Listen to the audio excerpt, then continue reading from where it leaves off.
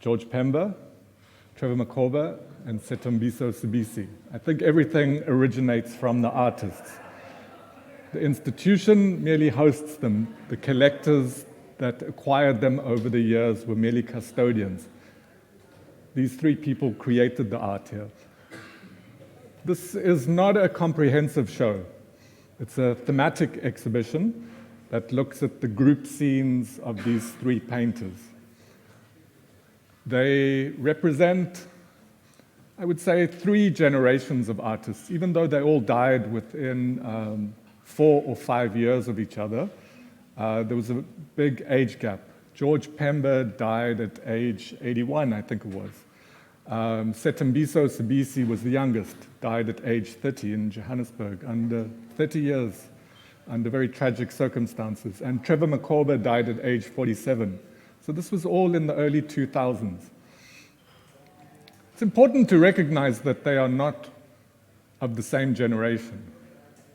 They represent very distinct generations, and also what's important to recognize is that they come from regional territories within South Africa.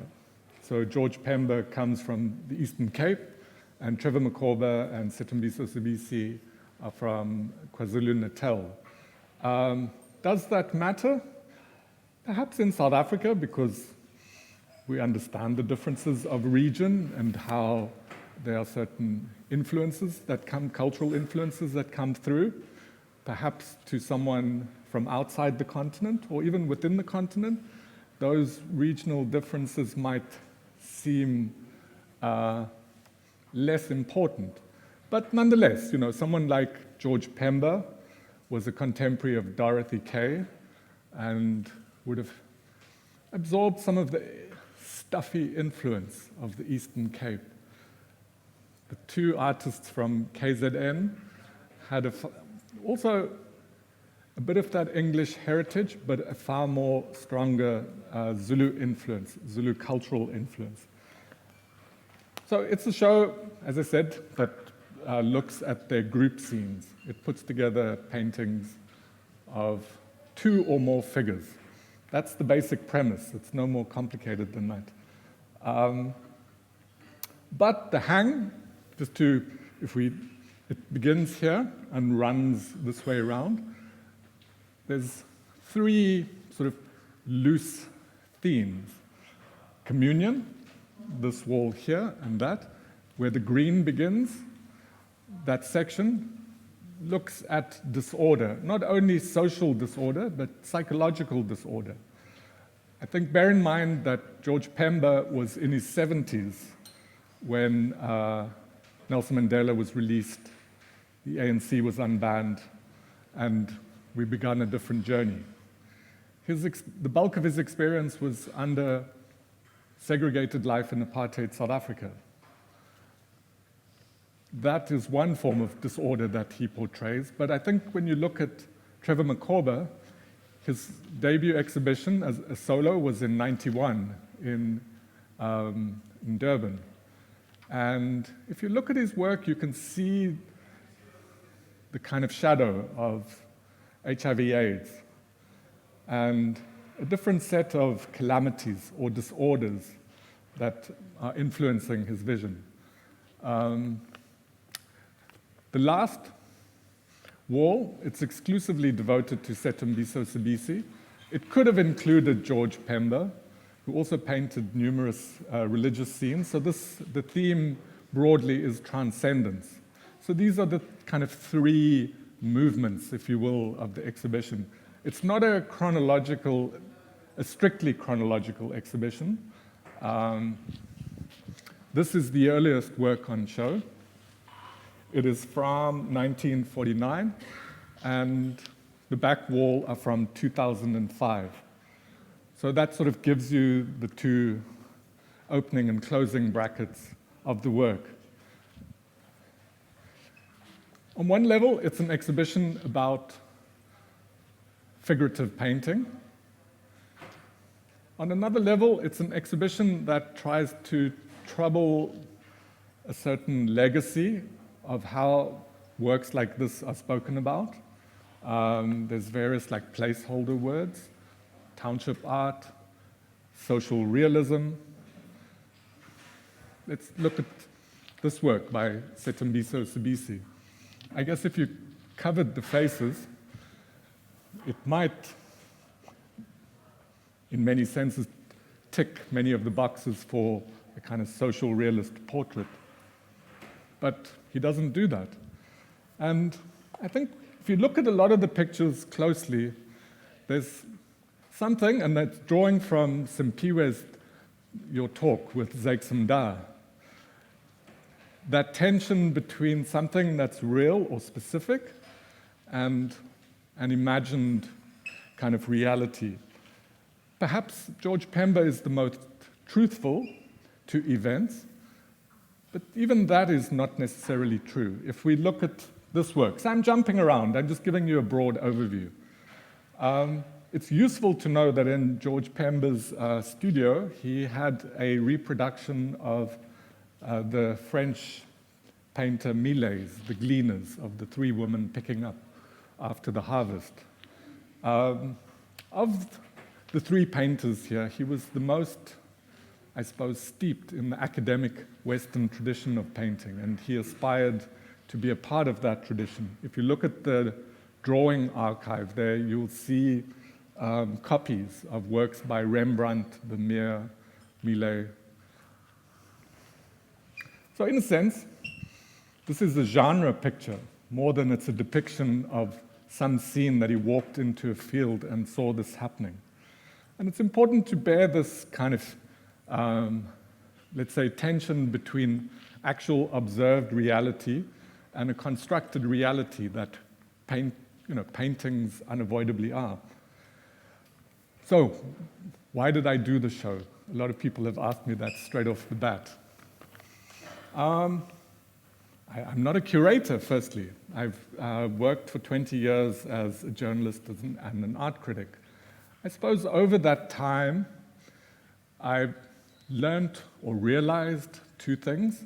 One is that exhibitions don't necessarily have to be conclusions or findings. They can be propositional or argumentative. I don't know if this is propositional so much as speculative about a theme within these artists' body of work. It's not, when I say a theme, George Pember, actually, if you read up about him, he was initially framed and praised as a portraitist. There's no portraits here. We're just looking at all the group scenes. So if you wanted to do a Pember exhibition, you would have to pull in all of those portraits. Let's be frank, South African daily life is in your face. And yet, often when one goes and looks at art, the interpretations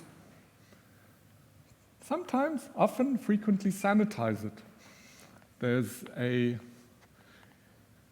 translation that happens that makes it middle class, maybe. And I like the frankness of Trevor Makhoba. It was very unapologetic. And in some of the walkabouts that I've had here, I've been fascinated by the Velcro effect of Trevor's work, where people go look at it in horror and fascination. I can't answer fully what the horror and fascination is, but to an extent, I would argue that it's responding to events that he lived and that he was somehow translating directly and not sanitizing that experience. So initially, this exhibition was going to be about a kind of moral tradition of South African art. And I wanted to pair Trevor Makhoba with people like Diane Victor, Fred Page, very visceral artists. But it was incubated, probably the wrong word to use. It was cooked during COVID, and so there was a pivot. And then something strange happened during that time. And I'm a journalist. I have to observe facts. Last year, there was a remarkable auction result for a painter from Cape Town, Tsinga Samson. And I do a bit of work for the auction houses, so I looked at the catalog for, the catalogue notes for Tsinga's work. And I was interested how he was framed. I'll just read very briefly. Samson fuses themes of spirituality and superstition drawn from his upbringing in a village in the South African countryside with those of aspiration and identity, looking at the works of Egon Schiele and Andrew Wyeth, amongst others. Whilst the influence of Western artists on his work, including Alberto Giacometti, Paul Gauguin, Francis Bacon, and Louise Bourgeois, is very pronounced, his practice ultimately foregrounds his heritage.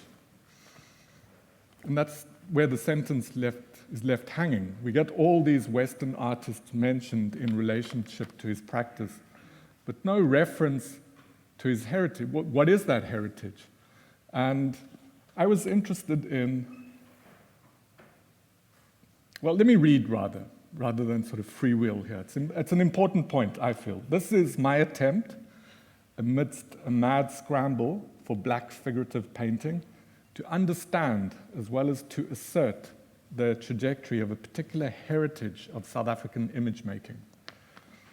This was part of the discussion in putting this exhibition together. I think we had a series of, well, one important meeting where a question was raised. Is this my place? Is this the right moment? What do I mean by is this my place?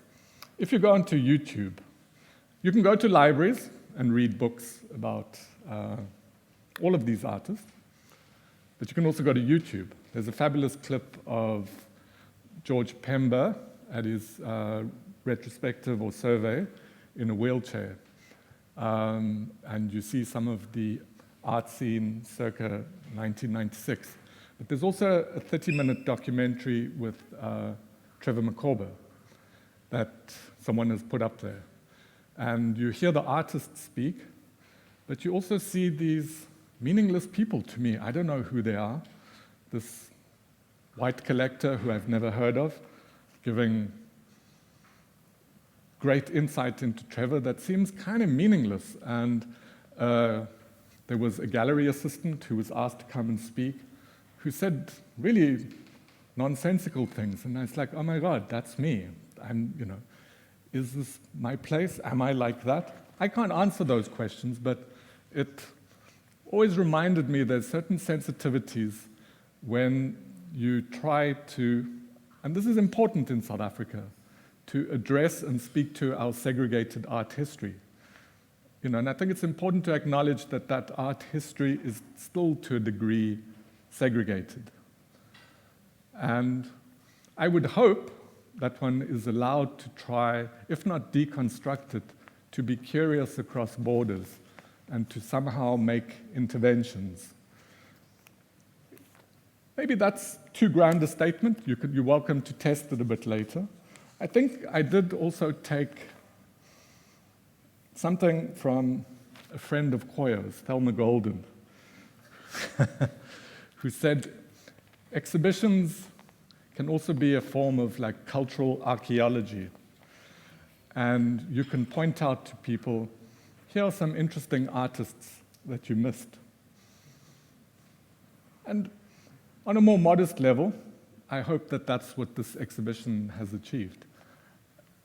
Is this a walkabout? No. I mean, I stand, I suppose, editorializing here. If I can point you out when you have some free time, just come drown in this work. It's such a, in the lead up to this exhibition, I worked on a book on Irma Stern, and I happened to see this painting hung up in Stellenbosch. And I was like, hello, I have to revise my prejudices against George Pember. Bear in mind, this is important about George Pember, is that he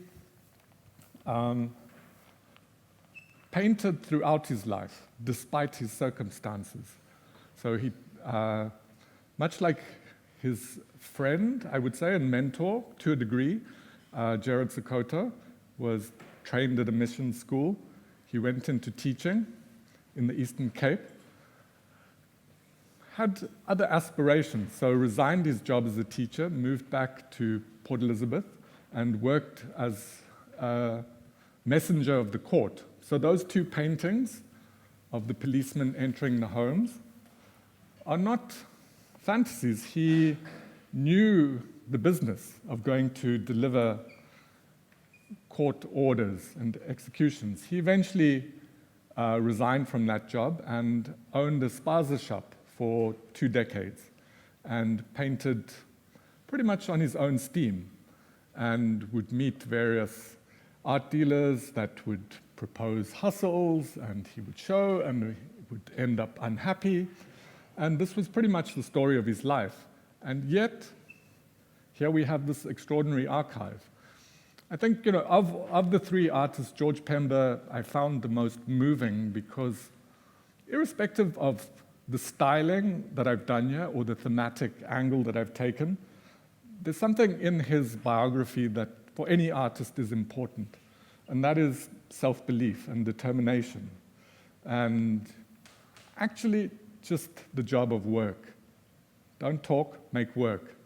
And that he did. Did it mean compromise?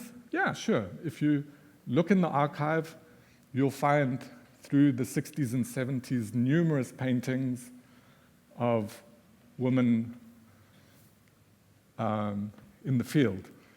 So I think I learned something from putting up the show. I thought it was initially about group scenes. And yes, it is about group scenes, but that's almost taking the paintings as they are on a very literal level. There's 3 things that are worth sort of keeping in mind. The one is the importance of drawing. And that archive hasn't been shown before. It forms part of a much bigger archive that the family put up for auction and the collector in Johannesburg bought. And I think when you go there, you can see to what extent George Pember's motivations were primed by what he rendered in drawing. It was the basis of his practice. It's how it was the kind of photographs that he took, if you will. And many of these compositions would be based on his drawings. Similarly, Sthembiso Sibisi came to notice through his drawing. So we have one drawing of the police van. And in terms of Sthembiso Sibisi's biography, it's a very tragic one. He repeatedly had encounters with the police. He was arrested for armed robbery in the early 90s. He was shot in 99 whilst in Umlazi on just returning home. That occasioned a kind of conversion to a degree, and he was told that he had unfinished affairs with his dead father. So he set out to become a sangoma, and that would explain some of his compositions. I'm not going to speak to specific pictures here. You're more than welcome to ask me afterwards. I could point to ones that I think are important, but rather come ask me afterwards. I think one of the things that excited me and didn't necessarily happen during the duration of the exhibition was, what does this work mean to not only me, but to the community? And without further ado, I'm going to invite Simphiwe to answer that question.